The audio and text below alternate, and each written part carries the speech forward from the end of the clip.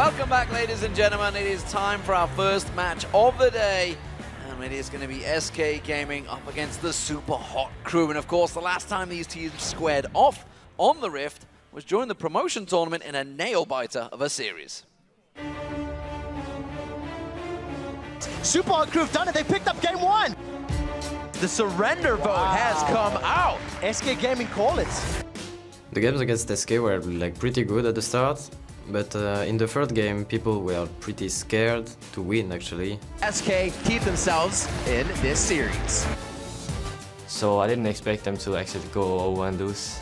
Super Hot Crew, if they cannot shake off this defeat, they may not be able to win game 5. The Nexus going down in 500 HP. SK solidifies and puts themselves back into the LCS. We got really surprised when we lost 3-2 to SK when we started 2-0. I guess we were a bit too confident. It was really crazy 2 weeks. We lost qualifier and then we had to replay the qualifier and finally we won against MYM and we are in LCS. They had some personal problems with Hadal. They decided they wanted a new AD carry. We are definitely a better team than we were in the promotions, and it has nothing to do with skills, but basically just the atmosphere between us is like really much better. Well, we're gonna go into the league as underdogs. We're just gonna go in and take a little bit more risk than other teams because we don't really have anything to lose. And well, it says it all really, you know, the fact that they came through that qualifier, they got themselves a second chance and they are grasping it with both hands, because yesterday the Super Hot Crew, their defeat of Alliance was amazing. They destroyed them. It wasn't even a close match. They just melted through the whole team. Yeah, and it all started from that bottom lane. Mr. Rolls and Mixer, they put Tabs and Nif on the back foot, forced them to play incredibly defensively. And this man on your screen, Mr. Rolls, is at the forefront of many of Super Hot Crew's compositions. 13, 4, and 8 in the 2 games they've played so far. He played phenomenally on Lucian and has done so in all of his games and whatever carry he's playing. But the thing for Super Hot Crew, when they're on their comfort picks, that's when they do well. The Dr. Mundo, the Vi, the Ziggs, things like that. And it's champions that they've played like they did in the qualifiers against MYM. One quick note has to be on Impaler. His Vi is terrifying. He's gone 2, 4, and 11 versus Alliance, and he is a massive, massive initiator for them. I'm hoping that Super Hot Crew stick to the basics, stick to their aggressive champions with strong engagers. And that's actually what's going to allow them to play to their strengths. That Nunu Caitlyn nonsense, it's not good, and they need more practice with it. Not good at all. SK Gaming, though, well, he picked up a win yesterday against the Copenhagen Wolves. And good God, was it an exciting battle. That Smite steal. Yeah, the Smite steal, and basically everything Svenskeren did. For the first 20 or 30 minutes, he was everywhere. The number of times he survived with those safeguards. And, you know, SK bounced back. They were losing the game. Sven went 2, 5, and 11 on that lead. He was having multiple ganks in all of the lanes. He continually roamed over and over and over. And that pressure allowed SK to stall the game long enough for Freddy Shyvana to become a threat. The one thing SK is still lacking is power play moments, and Candy Panda admitted it in an interview yesterday, saying they want to play more aggressive, create opportunities for them to possibly win objectives and win games. Well, that is what we think of the teams. Let's check out the lineups, of course, because on the blue side, starting out will be SK Gaming. Freddy122 in the top lane. Jungle is Svenskeren. You just heard about.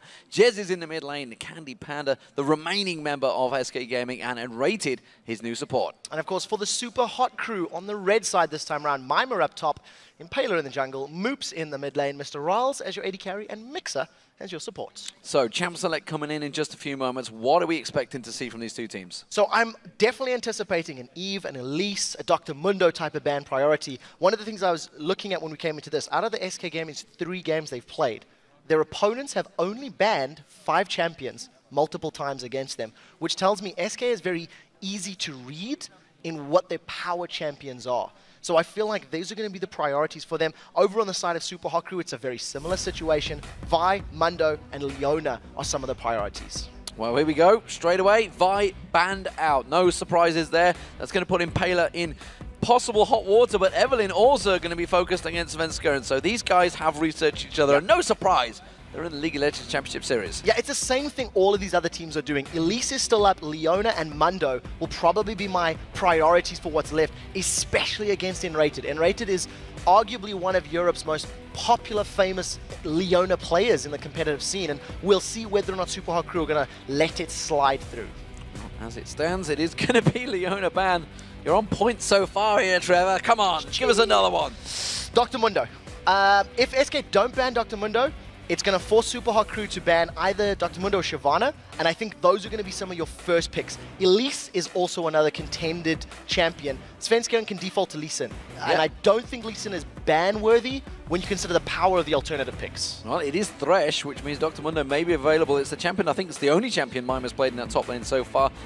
Maybe Freddy pulled, of course, Shyvana out, so we'll see which the final ban. Will it be the Ziggs? Jez has been playing that to great effect recently. And something that both of the top laners have also defaulted to when they don't have those tanks is Renekton. So that's something that's gone that way. The Ziggs you touched on is now removed, and I actually think Ziggs is Jez's strongest champion. Too many Zs and S's in there. And he's defaulted to Needle in the past, but Gragas is available, and he's also played Gragas a significant amount. Well, it's going to be potentially Elise. Yes, he will be. That's going to put Impaler into interesting ground here. Xin Zhao is available. Could he go for that route? That's what got him through here against Meteor Makers on Saturday. It definitely did, and I think it plays to Impaler's style. You know, he likes those aggressive, he likes gank-heavy junglers. If they don't, lock that in right now, they are allowing Freddy to most likely get his hands on a Shyvana. This is a lot of importance placed on Lucian, and when you consider how well Mr. Rolls plays on Lucian, I can actually understand sort of tunneling on it, but I'm not sure you should give away that Shyvana to Freddy. He played it very well yesterday against the Wolves. We'll see whether that's going to be the next choice. Shyvana, of course, now available for Freddy122. Jez is waiting to see what he's going to select. So this is our 12th game of Super Week. Yasuo has been banned in 6 out of our 12 games, has not been picked in the other 6. He is available, but I don't think we're going to tunnel on him as much. I don't feel like Jez is going to play that type of assassin. We haven't seen him on those types of champions at all. Not since DreamHack, not since he's been pulled into the fold for SK Gaming. But it is just nice to keep note of the new champions. Well, of course, Super Hot Crew, they had it available against Roccat and didn't choose it either. Correct, yeah. Jinx potentially going to get picked here. You already said he's got a 5-1 win ratio so far, Jinx has. Of course, a lot of that's down to Reckless absolutely destroying everyone. But it looks like Freddy122 is going to be allowed Shyvana again, like he had against the Wolves, and it worked to great effect. So with Leona, Annie, and Thresh being taken away... Whoa. Whoa. That was unexpected. That is very unexpected. With the Galio being locked in, changing away from Jinx. They don't need to lock Jinx in because an 80 carry is already secured. And this is actually a potential counter to some of these run-at-you type of comps. If Dr. Mundo was there, if they want to go for, say, Pantheon, for example, it's something that Super Crew have done already. The moment you throw that Idol of Duran down from Galio, everybody's forced to deal with you. And if you buy enough time for your Shyvana and your 80 carry to actually kill them, it can work. But I think this is a very risky pick. Well, Gragas locked in. That's going to be Moops in the mid lane. Or will it be? Will it switch to jungler? Of course they will. Looks like it's going to be that Xin Zhao in the jungle for Impaler. Wait to see it gets locked in. Yes, it will. So falls back to the champion he knows, the one he's got a victory on already.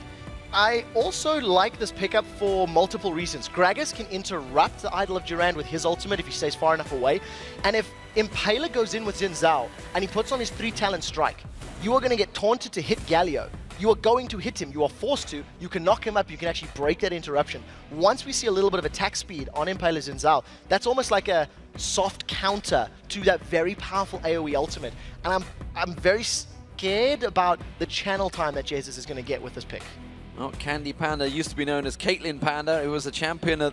Honestly, I used to mix up with his name so many times, so it would not shock me if he goes with it. And this is actually something we haven't noticed on. Kassadin is available, has been banned, I think, 100% of the time. This is the first time he may well snuck through. He's featured a lot in the bans. I don't actually think it's 100% bans. It's a Galio support. Sure. No, it's Elise support. Yeah.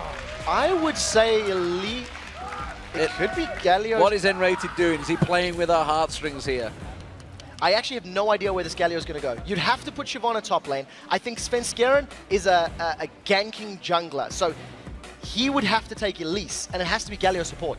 I can see it maybe working, but his mana costs are immensely high, and this is going to be very difficult to deal with against Mr. Roll's poke. Well, we've talked about We talked about how many unique champions we've had, and N-Rated may well have pulled out a shocker that would even surprise Edward here, I feel, because Galio's support up against, well, or is it going to be up against? That's the question. Are they going to go for that 2v1? I think SK Gaming have a case to go for 2v1 because of the long-range poke damage that Galio does. However, if they go for 2v1, it's just to farm up and try push a tower. Melee champions in a 2v1 lane are very difficult to actually take a tower down quickly. If you put a Leona in there, it doesn't necessarily work out. So that would actually give Lucian and Nami the pushing power to shut down a tower very early on. So I actually think maybe with that in mind, SK may want to try get N-Rated up to level 6 as quickly as possible, stick him in a 2v2 lane, he can play safe, he can use his shield to gain some HP back, and just try to keep Lucian and Nami at bay with his incredible long-range poke. But his mana costs are immensely high. Well, he's gone with Flash Ignite, as has Nami, so we'll see how it works out, whether they're going to be in the lane or not. That's the question. As the teams do load into the Rift, let's check out who you guys at home have been voting for. And the numbers, well, it is close, but it is 53% of you voting for the Super Hot Crew, which means you guys at home believe that have no faith in SK Gaming, honestly. You know, this is a team that fought the way through, beat Super Hot Crew 3-2.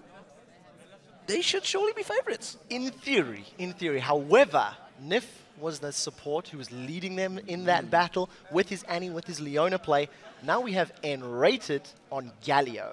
And this is a massive question mark. I have never, ever seen a support Galio before. And I think it's a risky pick that if he falls behind, I don't see too many ways for Galio to bring himself back into this. So the opening 5 to 6 minutes of this game are going to be very important. Well, we are about to get things underway here, ladies and gentlemen. It is day 3 of the League of Legends Championship Series. SK Gaming, they're going to be starting out as the blue team, and the Super Hot Crew are the red team. Who will take first blood? Will Galio be a part of it? They want him to. Now, the one thing that does play into the favor here of SK Gaming is the early damage at levels 2 and 3 for N-Rated. If he puts some points into his Q and his E spells, the Resolute Smite as well as the Righteous Gust, it does have very good range and very good damage. So he'll be able to keep Nami and Lucian at bay for as long as he's able to keep his mana pool up. At this point in time, each of those spells is very expensive. You're talking 70 mana and 60 mana, and he's only got 280 to play with. Well, small pause. It is on the Super Hot Crew side by the looks of it. Or no, tell a lie. It's down the end. It is N-Rated by the looks of it. Talking to the admin just down the end. I can see hand waving. Of course, the two players can't talk during this period about the game at all. They can't talk at all. They've just been completely locked out. Of course, all of their comms are actually monitored, so we know whether they talk or not. N-Rated talking to the admin, making sure everything is sorted out. He's obviously got an issue, and as Galio, there's a lot of pressure on him, I feel. Yeah, a huge amount of pressure. We'll have to see how well he can actually play in this matchup. Busy chatting to the admins. Interestingly about those headsets, before we carry on the picks, they generate static noise, which many people don't realize. White noise, yeah. White noise, as it were. I've played a game on the stage with those things, and it's very, very difficult to focus on what you're doing with that in and around, because you can hear it through the game sounds. When it's quiet and nobody's dying in spells, it's intense. Things they got to do to make sure they don't hear your voice. Tough life. Now, the point we were getting back to with Galio, with Galio, is the fact that once he hits 6, it's a very powerful initiation. A flash idol where you can root people in place, combo it with a Kassadin who has teleport. That is a very, very scary insta-kill possibility, and I definitely think we'll be seeing Jez doing a lot of roaming with that champion. And a lot of people have been asking us what these little white packs are. They're hand warmers. See, here under the stage lights, it's pretty damn warm, and the crowd are probably relatively warm. I can see a few people with hoodies up, mind you. But up on the stage, it's pretty cold up there. Yeah, there's a lot of air conditioning going on. Those are very cool little packs. Just make sure their fingers are warmed up. That what is was the term you used yesterday? Stretching their fingers. That or wasn't like me. That was the other guy. Well, as it stands right now, and is of course Jez is on your screen, going to be playing this Kassadin. It's the first time we're seeing him on a bit of a roaming assassin type champion. He tends to play the long range skill shots. We've seen him playing, Gragas, Needly, and Ziggs an extensive amount. Orianna, intermittently here and there. And this is the first time that we're going to see how he handles himself on one of Europe's sort of signature champions. And while we do have this wait, looks like just I'm trying to see whether they're restarting the machine. I think there's going to be a slight delay here, I feel, of this game. But SK Gaming versus Super Hot Crew, they're both 1-1 for Super Hot Crew, I believe, and 1-2 for SK Gaming Correct. right now. So just in terms of the performances, Super Hot Crew beat Alliance in a very exciting game. They took Dominated charge Alliance. and never really gave Alliance a chance. But on the same token, their gambit against Rocket didn't work out. That was where they ran the unique strat that Nunu, And in Caitlyn, fairness, I Rocket spoke to played well. Impaler about that, and he was just like, yeah, that's not going to happen again. That was a bad choice. They were not expecting the Pantheon Malphite, that's for sure, and that kind of caught them out. But the thing is, I think they said they weren't expecting the Malphite, which is why they picked the Nunu, yet they picked the Nunu after. Correct. So whether they were just on a static line, and this is maybe down to the fact that the team has come in very last minute. They haven't had a chance to talk strategies about if this happens, if this situation happens. And I think back to the World Championships when we were sat in the room trying to work out the World Finals, what picks and bans they're going to go with Jat and Deficio and all the other guys. We're trying to figure out who they're going to go with. And it took hours to work out. So that's just the one game, one best of three we're trying to work out. These guys are coming into Super Week with 1 day's notice. It's a lot to take in. It is a massive amount, and even a greater thing on top of that is when you try to cram information at last minute and you plan and you prep, you say, well, we can do this comp, we can do that comp. What happened to them is they tunneled on this particular vision, and they said, this is what we want. They got 3 of the champions they wanted, then the Malphite locked in, and because they got 3 out of 5, they also, well, we've got most of it, we have to commit to it now, instead of trying to adapt.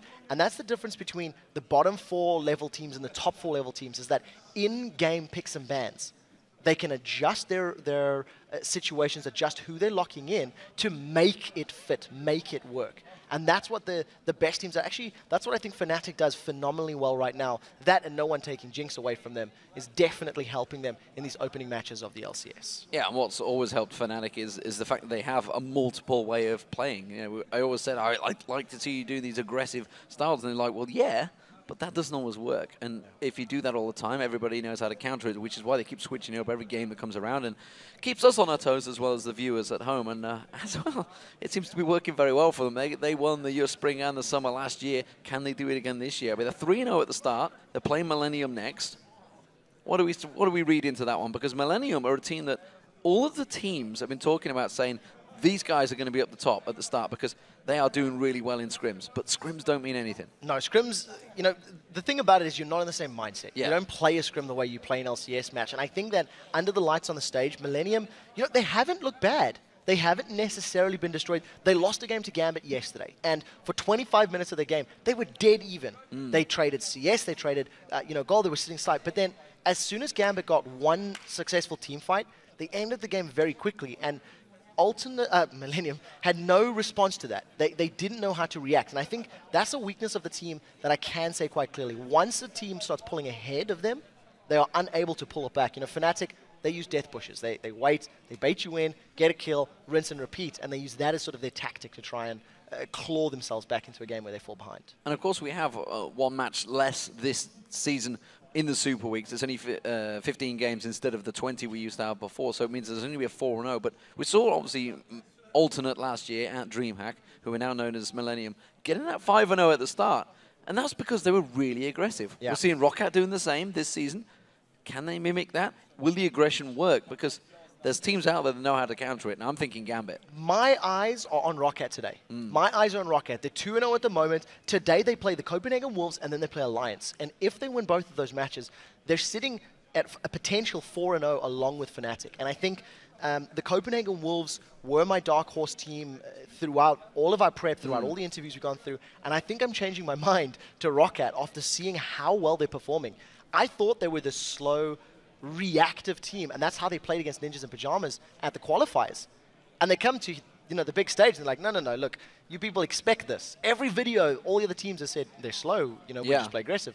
And they just turn it on. Yeah, they turned it around. And it's a team that has been around for a long time. They've got a lot of experience together. So let me just give you a quick update on what's happening in the game. They are going to remake the game right now because there was an issue. We're only 47 seconds into the game, so it makes sense to just do a quick remake. It was, I believe, N-Rated's PC was having an issue, so we're just going to get themselves back into the game. I'm going to do it myself as well. And get on with it, Trevor. So it's going to be the same picks and bans, by the way. Exactly the same picks and bans. The same picks and same bans. summoner spells, same runes and masteries. It is also going to be a blind pick lobby because we know what those champions are, so they should be able to get this one jumping in very, very quickly.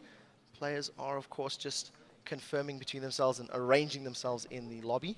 And I think, once again, I just want to stress the fact that this Galio support, I feel, is a very risky pick. But I think it just adds to the number of unique champions we've seen. You know, Gambit have been able to win with Warwick in the top lane and Kennen as your support. They won games with Amumu as support at Battle of the Atlantic. And I think I love the fact that we are now seeing some more oddball picks. But I also am a little hesitant because I think this is a risky one. You know, Galio can interrupt a lot of people, but there's, or can taunt a lot of people, but there's a lot of interrupts from the side of Super Hot Crew that could ruin his day. As the players sort themselves out, you can see they're just typing away because they're in chat. Look at Mr. Raleigh on the end. Even on the chair, this guy looks huge. I mean, I want to take you to... He's 2 meters tall, by the way. Anyway, there was a lot of people asking me how tall he was because I look like a midget stood next to him. I'm almost 6 foot. I'm not that far off. And he is enormous. He's 6'5", 6'6". He's a ginormous kid. He's taken the trophy, the record, off Wicked. I wonder if Wicked's, what he's thinking of that, because a fellow Dane's come along, a budding. And also, I believe, without checking this one, I believe he's now the youngest member in the LCS as well. I'd have to double check it. I'm not too sure. It sickens me that they're on the stage at 18, 17 years old. 17 in October, I believe. I also owe you an apology. We've taken, with the break, we've taken a look at some of the stats, and Cassidy has in fact been banned in every single game up till this point. That's 11 bans out of 12 games. This is the very first game he was not banned, and he's instantly locked in. Well, 5th down. But he is secured on the side of SK. So we'll have to see how Cassidy performs. It's a champion that has the ability to completely dominate games. And when you run in with that flash teleport, it's something Pekka did multiple times last year. And he jumps into fights, jumps into lanes wherever there's kill potential. And I think it's a smart choice if they can get Jez's rolling.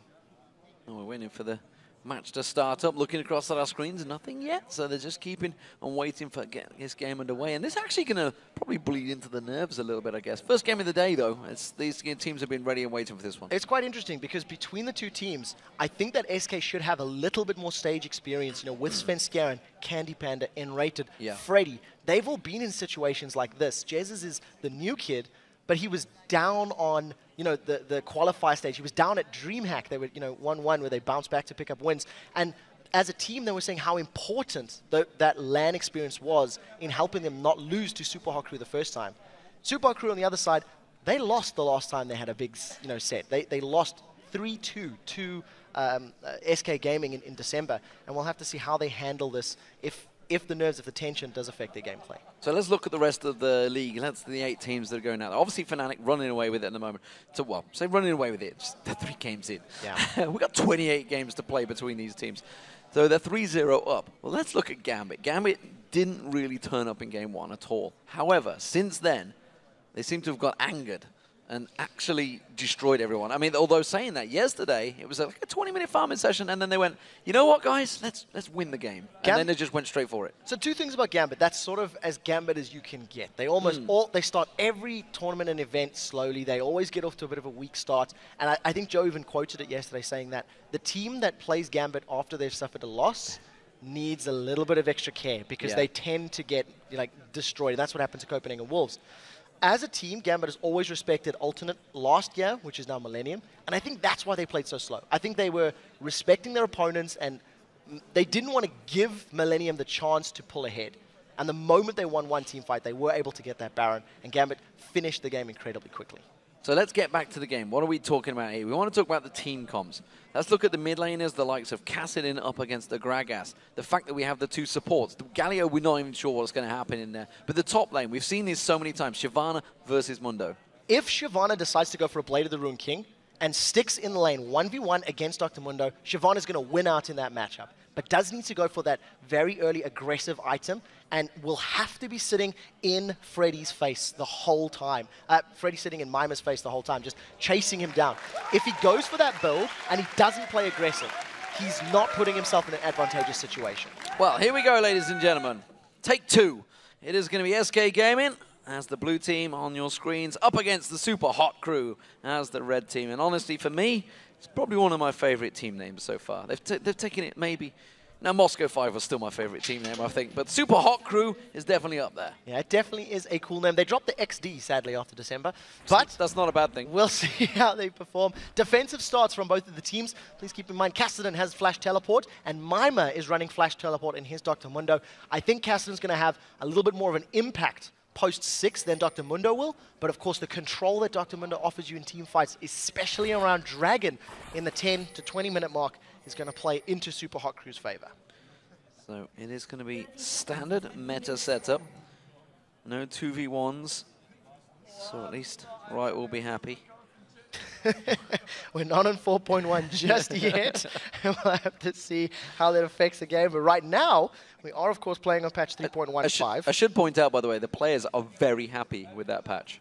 Very happy. I was talking to them last night. They're very happy with the changes, especially the top laners, strangely enough, because they hate being put in the situation of 2v1. The backward prison lands on N-rated immediately, catching him out there, forces him back. And, of course, you know, the thing with Galio is he has got slow mobility. Yeah, he definitely has that ability. The thing that is nice about Galio with his passive, he gains ability power based on his magic resistance. So Galio can just build full tank, get himself some MR, and he gains aggressive stats in that regard as well. Going to work into his favor. 50% of his magic resist gets converted to ability power. So it's a nice little win-win in favor of Galio. And I'm interested to see what exactly he's going to level up, because he's obviously starting out. Resolute Smite, the Q to you guys at home, is what N-rated started as that support, but it is going to be standard jungler support. Actually, Candy Panda getting caught out by Aqua Prison already, losing half his hit points, quickly turning it back on towards Mixer's face. He does not get the landed though, and N-rated missing the skill shot. Yeah, N-rated actually anticipating Mixer to step backwards. It's not over yet. Candy Panda and N-rated have lost a lot of HP.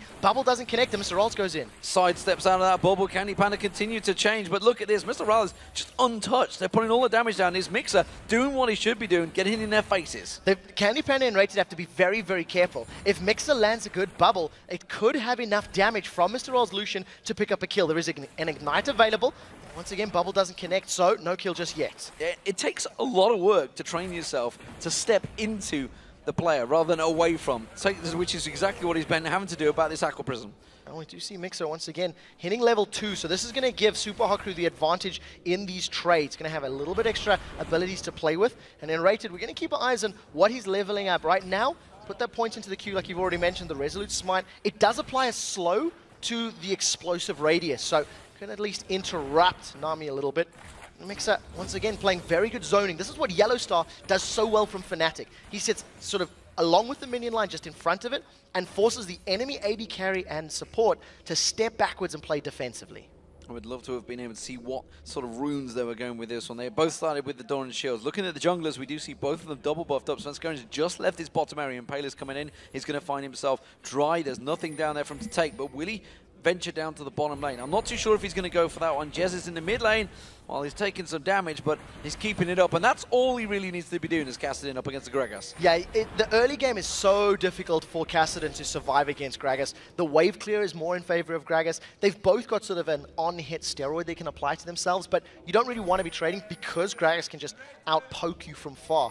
I was just taking a quick look at Rated's Galio and his runes and masteries. He's got 11 mana regen per 5 seconds and a large amount of MR, so that's telling me where it is. We do see Impaler sneaking himself around the back line as well as Svenskeren in the top lane. So if they're going to go for a dive, it does look like it's going to be 3v2 under the tower, and that bubble is going to be key to holding SK in place. Who's going to go first? That's the question, because in the top Svenskeren's there. The bubble is key. It lands on towards N-rated. It's not going to be enough damage, and they're going to force away from that one. N-rated proving he's tanky. He's got that passive. Yeah, very well played by N-rated to get away, but I think Candy Panda actually saved his life. He landed the zap onto Mr. Ross. They've caught N-rated. They've caught him once again. If they're going to put the damage down, the Ignite's there. This should be enough. First blood. It goes to Mixer. So well played. Once again, just landing yet another bubble. Mixer has been throwing them out over and over and over, and SK have been forced to react to every single time that Aqua Prison has been thrown out. Kill was secured for Mixer support though, so not necessarily 100% ideal, but lane presence, lane control in favor of the Super Hot Crew. Well, he's gone straight for the coin. He's going to try and get himself some of that gold per 10 stacking up there. Meanwhile, the mid lane, will we see Svenskeren coming around the backside of Moops? Of course, Jez is only at level 5 yet, not got that Rift Walk available. Not a lot of mana either. If the Cocoon lands, Moops could be in trouble. Well, Moops is taking a lot of poisonous damage here from Svenskeren, just basic attacks, throws out that skittering spider, and just forces him away. That's a lot of basic damage he just did under there. Yeah, with the help of the red buff and about 4 auto attacks, he did actually shred down Moops' HP. But Moops was, he had Flash available, he had Body Slam available, and Svenskeren basically said, yeah, I'm not really going to kill you, so I'll just poke you a little bit, just force you away. Here and basic attack you. Jez is still not level 6, which is what they're waiting for. Once that comes on, we'll see whether that map mobility works out for him. Teleport on him, on Jez's, and honestly, every time it's in Jez's, he's not been overly mobile, so this is going to be an interesting challenge for him, I believe, in the LCS.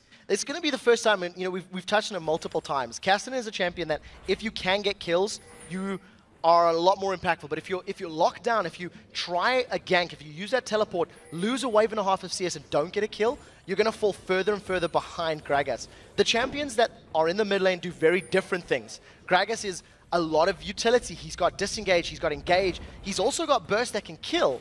But Jez's is about cleaning up a team fight, whereas Moops is really about starting it or ending it. Now, I don't want to fight now, knock everyone away. Those are his two keys. On this top lane, we haven't been able to see a great deal of it, but look at Freddy 122, 55 CS to 37. Big advantage for him built up here against Mima. Yeah, the early levels for Shyvana, just so much more damage that you can put down. And, Mima, once he hits 6 now with the Sadism, with his ultimate available, now he's going to be able to at least start pushing back and maybe trying to hold off Freddy. But I like that Freddy's playing aggressive. We'll see what his first buy is now as he is recalling. And if he goes for that Blade of the Ruined King, which it is going to be the item he's working towards, he's going to be getting even more aggressive in Mima's face. So expect Freddy to continue pushing, warding up the river, and maybe even seeing tower dives here from Svenskeren if they've got Ignite available for that Mundo. And speaking of aggression, both AD carries going back, picking up that BF sword. So a lot of attack damage going to be stacking up onto him. So Jez is going to get that blue buff in a moment. Svenskeren will trade that across towards him. Rift walks over and takes that happily.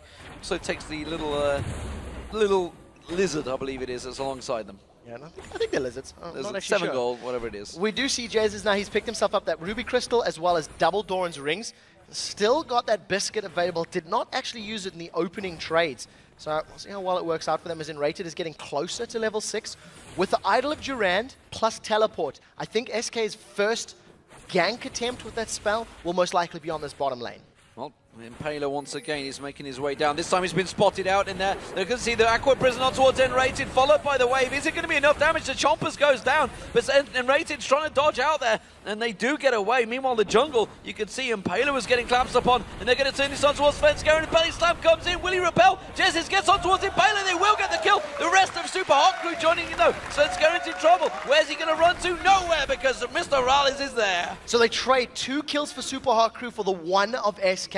On the bottom lane to touch very quickly, Mr. Rawls did not have the culling available, even though Mixer was level 6. You do see now Candy Pan and Enrated catching out Mr. Rawls. Once the culling was not able to get used, it meant Enrated and Candy Pan got away cleanly. And then you are right, it was 1 kill for 1 in the jungle. Simply put, Svenskeren and Jez has got a little caught up. There's Freddy on Mima. Dragon's Descent used on Mima, and immediately the moment he pops that sadism, he's like, yeah, I can't really kill him. I'm just gonna walk away here. Just tippy toe away. If Freddy waits for his Dragon's Descent to wear out, then regenerates his Fury with the auto attacks, he can actually dive Mima in the next sort of minute before that sadism becomes available. And once again, 15 CS lead, you see Freddy in Mima's face over and over. It's something we're going to continue seeing him doing, and I think Freddy's going to play the role of a split pusher this game. Yeah, he's going to get that Spirit Visage up. That's going to start being problems, and once he gets that up, the regen is pretty crazy on Mundo, which is why he's one of the confident picks right now. In terms of CS between this bottom lane, it is very even, 71 to 74, both the same with that BF swords picking that up, and you can see, the gold-wise, actually is the lead, but of course, well, that's a 1 kill and assist for you. That's what it does for Mr. Rallis. Yeah, at this point in time, Candy's just farming very well, very confidently, even though he's been under a lot of pressure from Super Hot Crew. But if anybody's going to have the ability and the experience to do that, it is going to be Candy Panda. One of the things I do like about Galio, as we're seeing him level up, if they put Freddy in a split push situation like this, let him shove a lane down, the 4v4 power of SK with Galio's wave clear and his Idol of Durand is actually very effective under a turret. It can dissuade attacks, it can win you team fights in those situations. but the cooldown is very high. So, well, Enraid is going to be very careful once we start seeing defending towers. The problem is for Impaler especially is because Freddy is up there doing this, he's realizing his jungle is not safe anymore. Oh, look at Ray, he's flashed in! That's going to be an idler Duran lands. Mr. Raleigh teleport coming in from the side. There's Jesus. That's going to be Mr. Raleigh's going down. Mixer's going to be the focus target now. Quick force balls will slow him down. He's not going to be able to escape this one. Who will they give it to? It's going to be Candy Panda for a double. And that's exactly what we talked about. The burst damage that Jinx can offer and the lockdown ability of that Galio. He holds in place the bubble as well as Mr. Raleigh's Lucian. They have caught Svenskeren, he's dead. He's going to get caught out. I don't think he's going to be able to escape this one. Where's he going to repel to? Nowhere at all. Can he manage to get away? Belly slam comes in, and Moops, well, he finished it with the explosive cask. A little overkill. Yeah, the repel from Svenskeren avoided the first barrel, but explosive cask was always available. And now SK, they're going to pick up the first tower of the game thanks to that flash engage from Enrated. We weren't expecting them to go that quickly, that early, but as soon as they hit 6, once again, Jinx starting off strong here in the 7th showing at the LCS. That's a very good win rate so far, whereas Lucian only 3 wins, 4 losses so far for the Lucian pick. 5 wins, 1 loss for the Jinx pick. So Candy Panda seems to be going with the trend, but Dragon is being started off here by the Super Hot crew. Now we'll see if SK can respond. They've got their AD carrying support down the bottom, but no ultimates available. And I just think Enrage is going to poke this one down. Maybe a lucky steal, we'll see. Impaler's caught on the wrong side of the pit, and now Jesus may want to engage. He's going in. Impaler's taken very low here. He's going to get dropped. It's Candy Panda that picks up yet another. Moops now over. He may well be the next target. The ward goes down from Enrated. Candy Panda flashes through, gets himself the double. He's going to pay the price. Mr. Raleigh now goes down. Svenskeren comes in, cleans that one up. It's a 3-for-1 so far. There's no tower to run to. Mixer's going to drop, and it's a 4-for-1 to SK Gaming. Super Hot Crew may have got the Dragon, but I don't think it was worth it. Not worth indeed. You can hashtag that because Super Hot Crew had good timing and good positioning, but they didn't get the Dragon quickly enough. And I think the moment Jesus was there, they needed to back away. They should have peeled back from that Dragon and not given up 4 kills. Candy Panda has a completed Bloodthirster at 13 minutes plus a Zeal now, and Jesus has his Rod of Ages already building up. To boot all of that, Freddy has a 30 CS lead in the top lane, and he's basically in complete control here. Mima can't do a whole lot to deal with him. And Impaler comes around trying to protect his red buff. Freddy 122 was there. He's got the help of Svenskeren coming around with Smite available. We'll see whether they're going for this one, but a 1-0-5 on a Kassadin. We've seen how dangerous it is when a Kassadin gets rolling. This could be massive danger signs for the Super Hot Crew. Yeah, definitely. And of course, if you look at the champions, Nami, Gragas, Lucian, Xin, they're actually pretty squishy champions naturally. So Kassadin plus the damage from Jinx is going to be able to take out any one of them. Flash is not available for Enrated, but he does have the Idol of Duran, so he's going to be looking to once again use that ultimate to set up an aggressive push. And with a Spectre's Cowl, he's built himself up some MR to survive the damage of Gragas, and he's given himself a nice chunk of ability power thanks to his passive. So it is a turnaround, Enrated now in this mid lane, going to help out Jesus to try and push it forward. And now we've got to the stage where Gragas is actually going to start struggling to keep up CS with Jesus. Jesus has passed that point of no return. Level 10, going to got all the ability power. He can start wiping those waves of that force pulse. Yeah, and thanks to having the blue buff from Svenskeren, that's also helping him out. Pink ward's both in the same bush, so Impaler and Svenskeren trying to set this up. Impaler's going to go in on Sven. Impaler tried to give a different direction there, tried to say, I'm going to go for the ward. No, I'm going to dive onto Svenskeren. Didn't fall for it, just quickly repelled away straight to his wraiths. And that was the ultimate used by Mixer without any response here. And SK Gaming, they may push to mid now because there's only the explosive cast to keep them away. Yeah, very smart play from Svenskeren to just jump away to that raid camp, and I think SK now have the ability to pick a fight knowing that massive AoE ability is not available. And you see them grouped in the mid lane right now. Super Hot Crew cannot defend this tower, and as soon as this minion wave gets up, SK Gaming are going to put a lot of damage to it. Explosive cask is available for Moops, so I think he's going to need to use it if he wants to hold them off. They went across to the blue buff, and they really put a lot of value. Teleport coming in. This is going to be Mima joining the fray. Ganch on towards Svenskeren, gets the slowdown. Will there be enough? Explosive cask is available. Good slow coming out from Enrated, catching 4 members there. Jesus rejoins the party while this is all happening. Well, Freddy 122 is taking the top tower. Freddy's not going to leave the split pushing game. Super Hot Crew are going to have to try to deal with Shyvana, and while they're doing that, the flash engage is now available for Enrated. He's working himself towards the the Nomad's Medallion and the coin to jump in there, and as soon as he catches members of SK, they're going to be able to pick up a kill. Explosive cost defensively, but all that's going to do is delay this going down. Candy Panda taking some shred from the Cullen, drops him down to half health, and he has to back away from that one. It is going to be a 4-1-2 Candy Panda, though, because he picked up those 3 kills earlier on.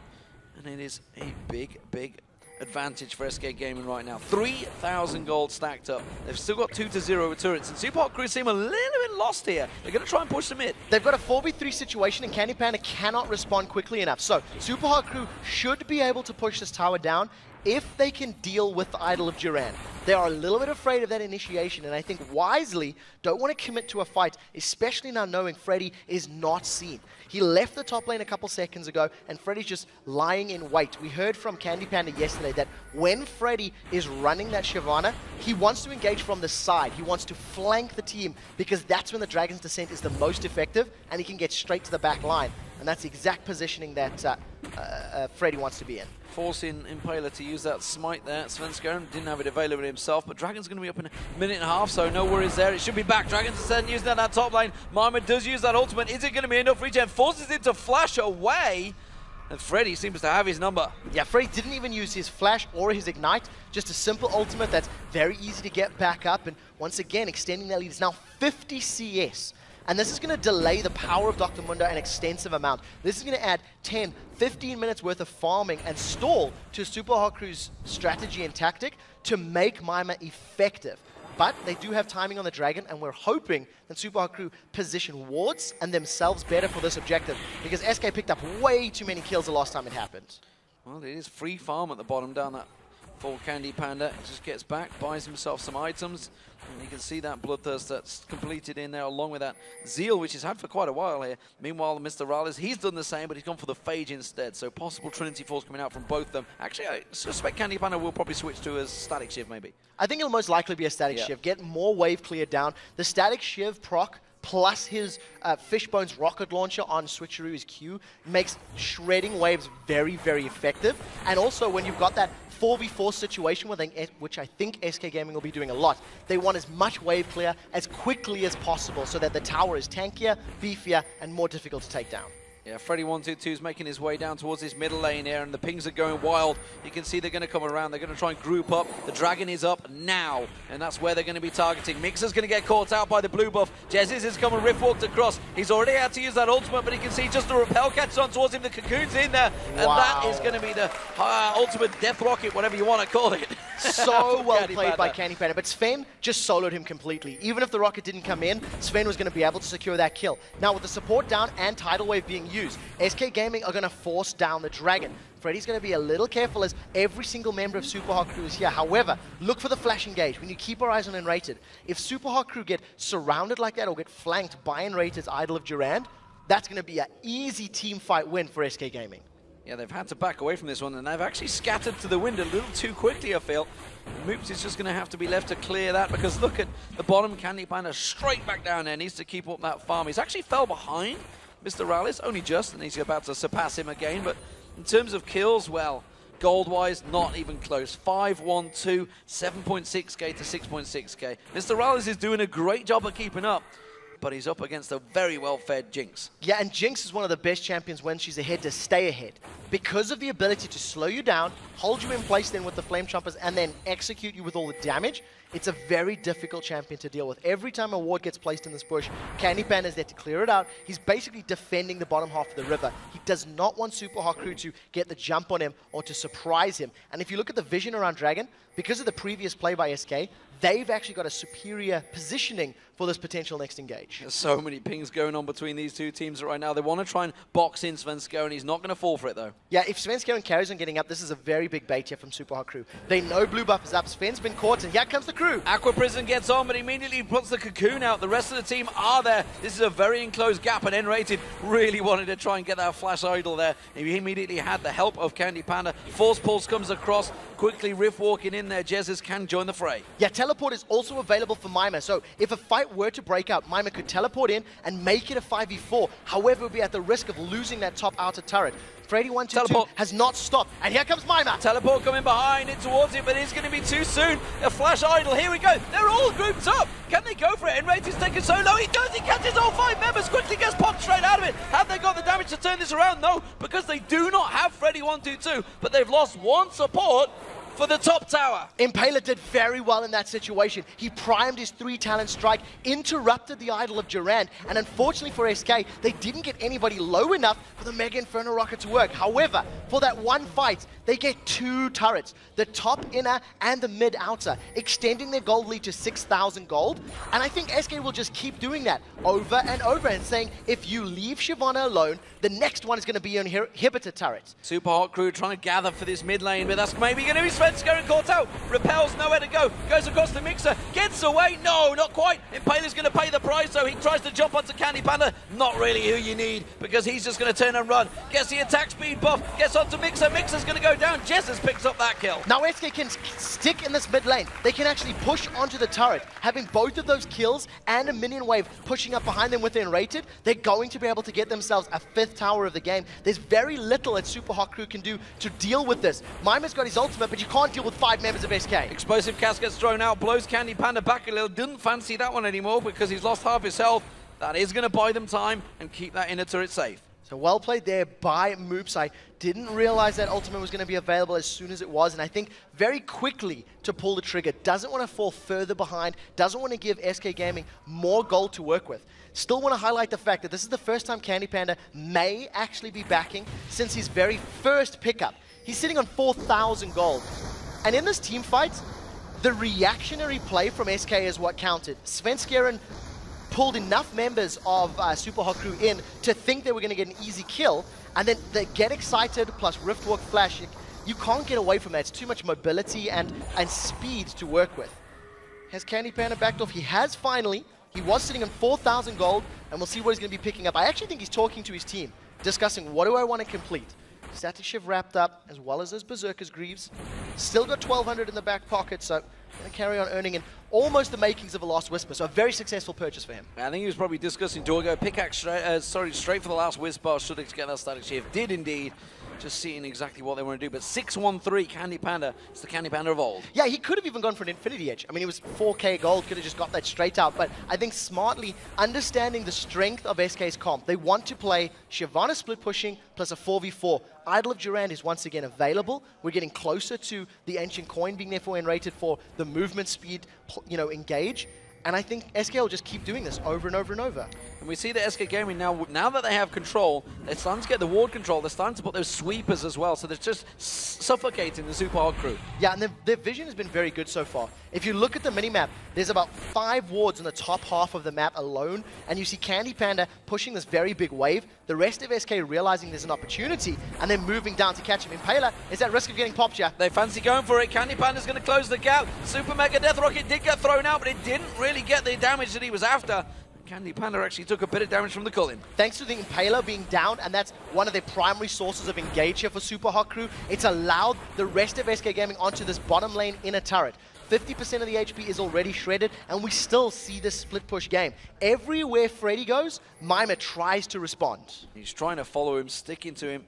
And Mundo not really going where he pleases here, he's going where Freddy pleases as it stands, and it is the middle inner turret that they have fancy in, but they don't have Candy Panda with them, so I don't expect this one to last long. Not particularly long. We'll see how quickly the SK can respond though, because the fact that Candy's late and that he's sticking to the split push has allowed Super Hot Crew this opportunity, and they're going in. They're going in. Can they catch on towards it? Cocoon lands back on towards Mima, immediately forcing him back. The wave comes out. Freddy122 joins the party from the back. They know that Mr. Rallis isn't here, so it's a straight up 4v4. Mr. Rallis will come in from the side in a moment. Svenskeren get caught out quickly. Explosive Casket's got minions to jump to. Mr. Rallis now in the fight. Candy Panda coming around the side. That's going to be the first kill for Moops. Will they go for anything else? They can't. SK are on full retreat, and losing Svenskeren means Super Hot Crew have the ability to push them down. If Super Hot Crew stick around at low HP, there is the execute potential of that Super Mega Death Rocket, but I don't think it's going to work out for them. SK a little bit of a mistake there. I think they weren't grouped up enough. They wanted to return to a 1-3-1 type of push,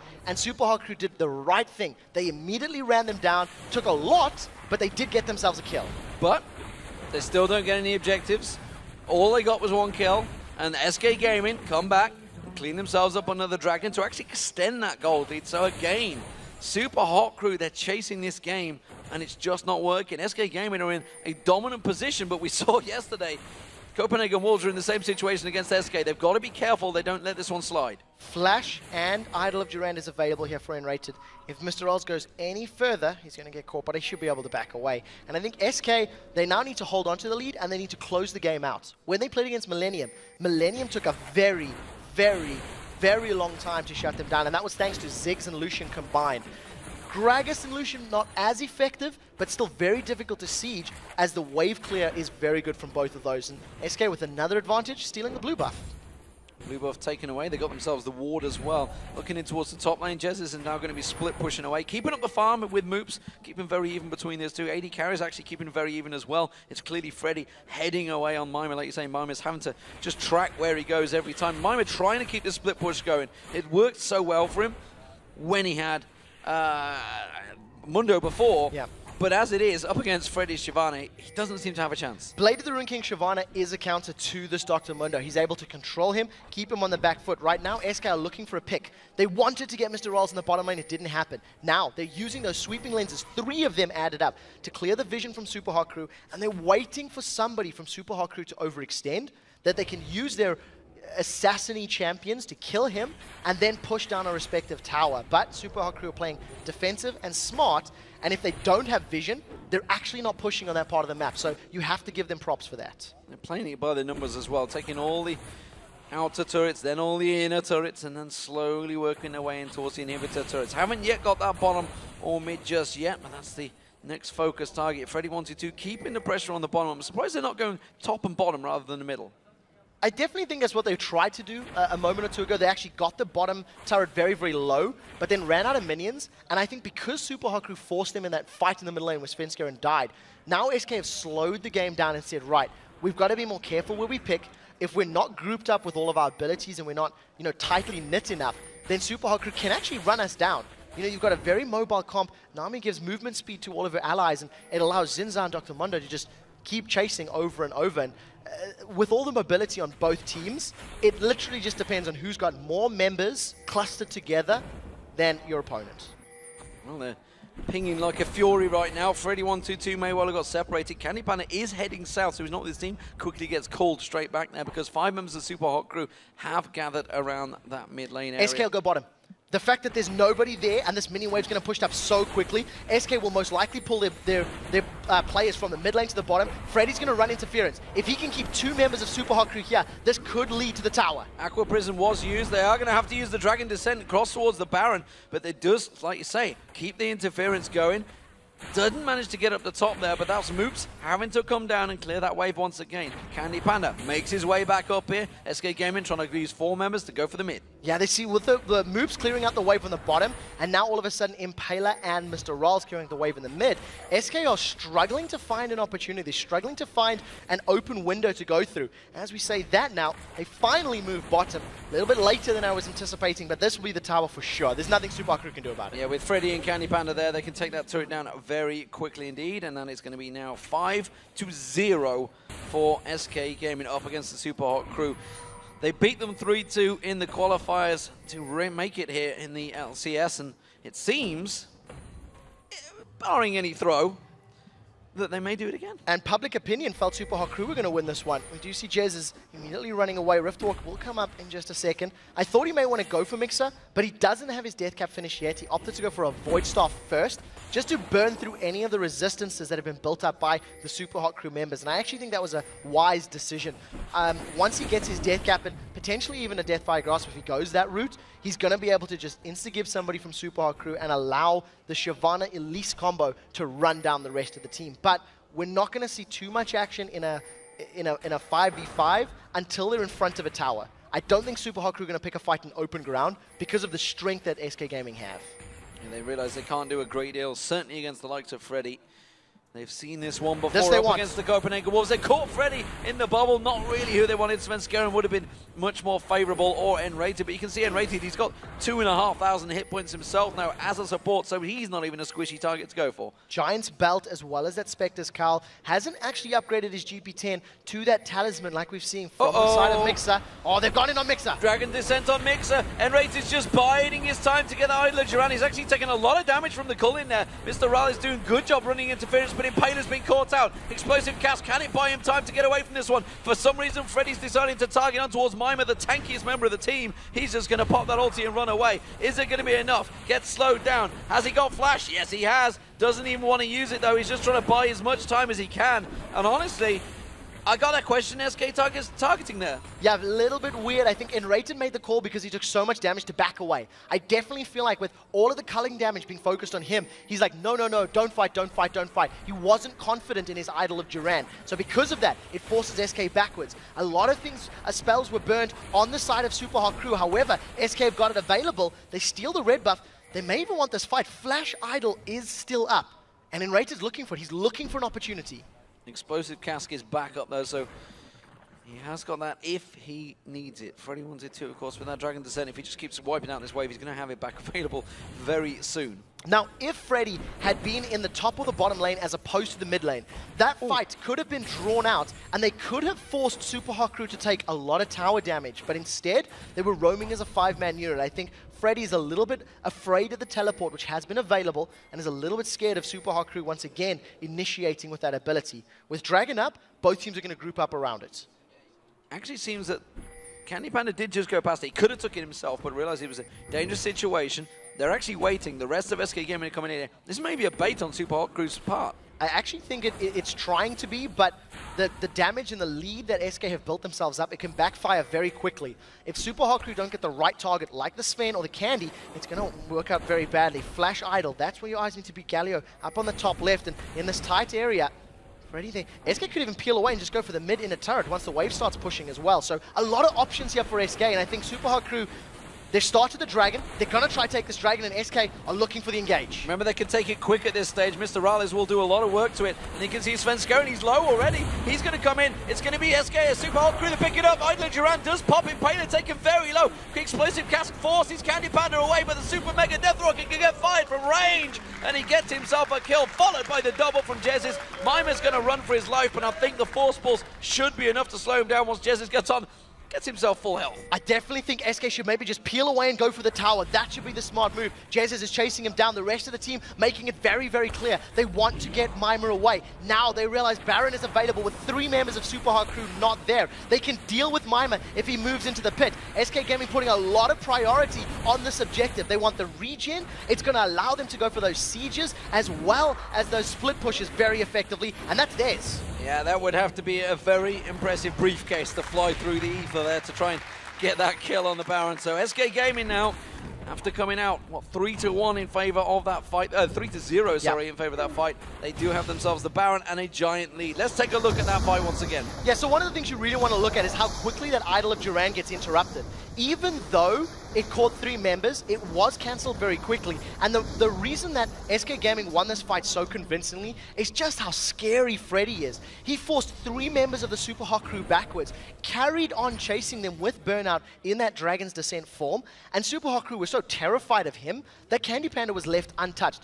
Mima tried the same, but he's so far behind in Dr. Mundo, and he doesn't offer that same presence with his super tank build that SK weren't worried about him. And honestly, it shows why Kassadin has been 100% banned, because with that Shyvana, with the Kassadin following through, you have so much to just dive past the front wave, just pile on through, and so much damage now coming out of Jezis. He's 4-0-7. This is certainly his best performance in the LCS. Yeah, Rabadon's death cap completed now. He's also working himself towards that Zhonya's Hourglass. So as you said, when he dives with Freddy, he's going to have those couple seconds of invulnerability, which will buy Svenskeren and Candy, and then rated time to move in and around them. Now, with all the HP regen they have, they can actually start doing these extended sieges. Even though there is a lot of poke that can come out of Super Hot Crew and some very good wave clear, SK have got a couple of minutes where they simply perform and out-sustain their opponents, and I think they should stick to this tower for as long as is needed. Yeah, they just pinged the next wave. I'm pretty sure it's a Siege Minion wave that's coming through, so that's what they're waiting for. They're going to try and shove on, that's why they're waiting. You can see Idler Duran available, Svenskeren taking a little bit of poke, Freddy122 just trying to buy himself some time, but remember they have that Baron buff. They bought themselves time. Here comes the Minion wave. There goes the turret. Super Hot Crew cannot contest that one. I don't even think they can contest the inhibitor turret right now if SK were to stick for it. Now, there is a minion wave pushing against SK in the top lane, which Freddy is going to deal with, and I expect Freddy's going to try shove the top lane in, and they're going to force SHC to respond. Defend top or defend middle, because we're going to be knocking on both of those doors. Well, we saw yesterday Rockan up against Millennium. Once they were 6-0 up, there was absolutely nothing Millennium could do. Not quite as much assassination coming out from SK Gaming. They're not diving for those kills. They're not going mad in it, just like Overpower and Jankos was yesterday. But this time, it seems that SK Gaming have got themselves a dominating lead, and I don't fancy they're going to throw this one. No, I definitely don't think so. 12,000 gold plus Baron buff and all the additional stats that it gives you. The one thing I also want to take a look at right now is just how scary this N-rated is right now. On that Galio, level 12, he's got himself up 125 magic resist, which actually gives him a bonus 62 ability power. And you'll see how effective this wave clear and slow is. The moment a champion gets connected by that Resolute Smite's Q, they immediately just poke him. There's an explosive cask. Only pulls in Freddy122, not the champion you want. Certainly him in here, but Candy Panda takes a couple of tower hits. Does take him down to half health, but he's got that Guardian Angel now completed. Don't forget he's got the regen with this Baron buff as well. They're going to just rotate around, take out the next wave. He'll be back to full health before we get back in there. A decent attempt by Moops, but definitely not the target they wanted. He was trying to solo out Candy Panda, and even though Candy Panda took a fair amount of damage, it wasn't enough to be scary. Mimer's gone in. They're going in for it. It's going to be Impaler they try and focus towards. He's taking all the front load from Candy Panda. Meanwhile, Idler Duran pops in there. Mimer's taking a lot of damage. N-rated will finally go down, and now Freddy122 tanking up the turret. He's tanking a little too much of the turret. He may go down, but no, he escapes. Meanwhile, the rest of the team push on through. Mr. Rales forces them back, but it's a 2-for-1. Only the support down. They're going to keep on going. Yeah, Super Hot Crew going to try to defend this turret, but there's not much that they can do. The amount of damage plus the Guardian Angel available for Candy Panda, they have to kill him multiple times if they want to stop the fight, and that's a dead Mixer. That is a very dead Mixer, just quickly dropping straight on towards him. And SK Gaming, well, the Baron buff has worn out, so they're going to step away. Not quite finished the game just yet, but that was a very impressive siege. They did it just at the right time before the Baron buff ran out. And there was no explosive cask to deal with. Because Moops had used his cask in the middle lane to try and set something up, SK Gaming knew that if they tower dove or they picked a fight, there was no displacement. There was nothing that was going to interrupt them. And that's the reason they went under tower. That's the reason they dove. So very well played by SK Gaming. With super minions pushing down the bottom lane, Dragon respawning as well. I think they're going to shop, heal, pick that objective up, and then start pushing the middle and the top lanes. Once again, just going to this basically grind, taking every tower, every objective you can before you finish up the game. SK Gaming now 16-8 up, 7-0, inhibitor down on the bottom lane. Now the mid lane seems to be the target. The ping comes down from SK Gaming, and that is their next focus. Red buff was managed to get collected, but it's just a small bump on the road, I feel, for SK Gaming. They're going to get too worried about that one. Top lane, well, that's not really going to deal with itself, but they don't care about that because they're going to start setting up the Baron bait. Yeah, at this point in time, Baron's coming up 1.5 minutes in with 4 sweeping lenses. It's a very clear strategy from SK. Deny the vision, force Super Hot Crew into a negative situation. If you look at the red buff area of the map here for SK, it's complete control on the site. The only wards that we've got in place for Super Hot Crew are basically in front of their own base, and they're incredibly defensive. They want, 5-10 second knowledge of where SK are going to be, and they will try to respond accordingly. I like the little play by Mimer split pushing. They're going to allow him to use his teleport to join a fight, but I don't even think it's going to be enough right now. If SK try to catch him in, which I think they probably could, this might be a dead Mimer. Yeah, I wonder if Candy Panda fancies this one. He's coming down the bottom. Freddy122 is going to join him as well. He's going to teleport away from here. Not going to get out in time, though. And that's going to mean it is going to be a 3-on-4 because if they take him down, the Baron's going to spawn in a minute. It's going to be a 4v5 at Baron. They're going to rush him in, though. It's actually not the end of the world for Mimer if he can pull multiple members of SK away. This is great. Teleport mid. Super Hot Crew. He's been caught. The Chompers gets thrown out from Candy Panda and then steps away. No teleport for you, Mimer. Have to use that ultimate, and now Candy Panda's going to run straight back to the mid. So Mima buys enough time to pull SK back, delays that positioning for SK to maybe jump onto the middle or the top lane. But teleport is now no longer available, so Mima has to stick with his team, cannot go back to that split pushing. And actually, if that teleport had landed, Super Hot Crew would have had a 5v3 in the mid lane, which would have been to their advantage. Would have been a big advantage for them as well. In that moment, it is SK Gaming trying to set up that trap, but pretty sure Super Hot Crew are not going to walk into this one. They know what's happening. They've seen this dance before, and they've unfortunately come out worse off for it. And that, in fact, stood on top of an SK Gaming ward. This is the one time I think that Oracle's lens would work, and here comes in Rated for the Durant! 4-man Idler Durant, quickly followed by a burnout, followed by an explosive cast, followed by a force pulse, and SK Gaming just clean up that quickly.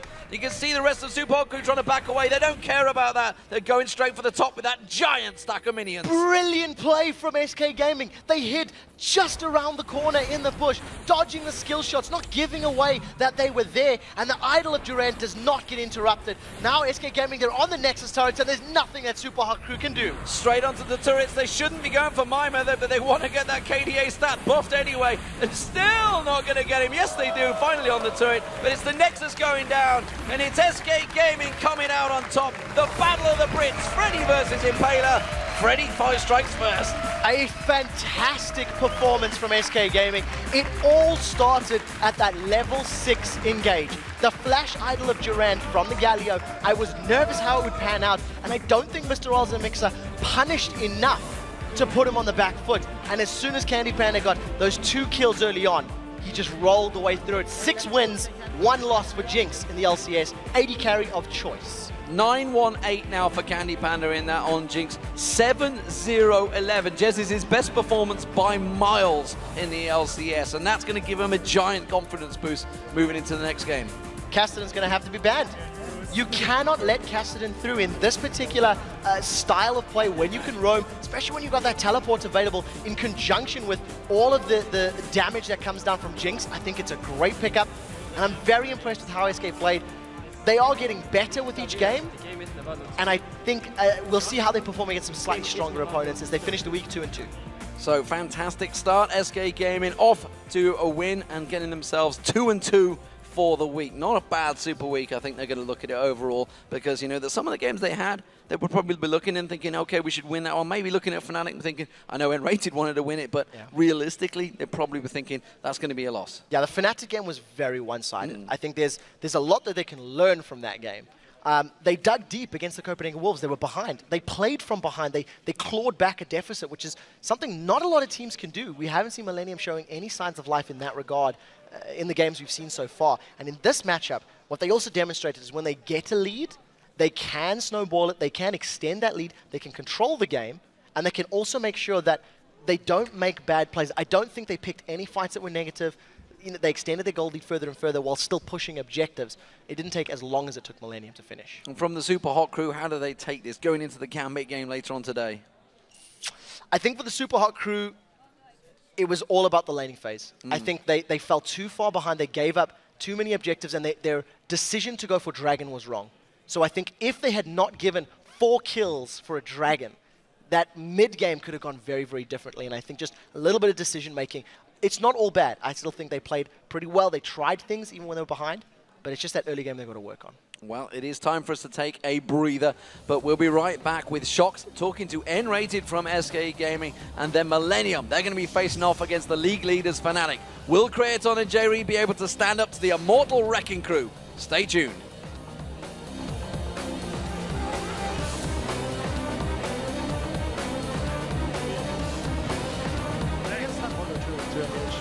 Careful, Greg assault. Yeah, Greg is poking.